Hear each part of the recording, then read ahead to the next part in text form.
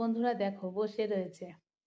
আজকে হচ্ছে পরীক্ষা শেষ, তাই বলেছে কাজ থেকে ফেরার সময় কিছু খাবার জিনিস নিয়ে আসতে। তো এই কালো মিষ্টিটাও ভালোবাসে বলে নিয়ে এসছি, আর সঙ্গে আছে সিঙ্গারা আর চাটনিটা নিয়েই বসে আছে।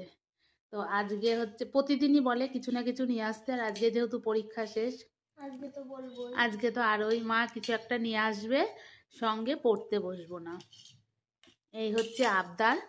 আমিও খাবো সিঙ্গারা মুড়ি, ওকে আগে দিলাম।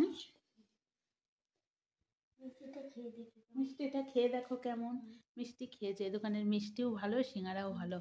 আমিও এদিকে নিয়ে নিয়েছি সিঙ্গারা আর মুড়ি, আর ও ওদিকে চাটনি নিয়ে এসে বসেছিল, বলেছে আমাকে নিয়ে এসে দাও প্লেটে সাজিয়ে।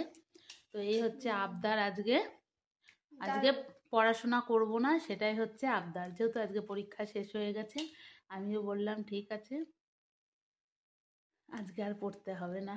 তো চলো এখন আমরা একটু সন্ধ্যাবেলার টিফিনটা করে নিই।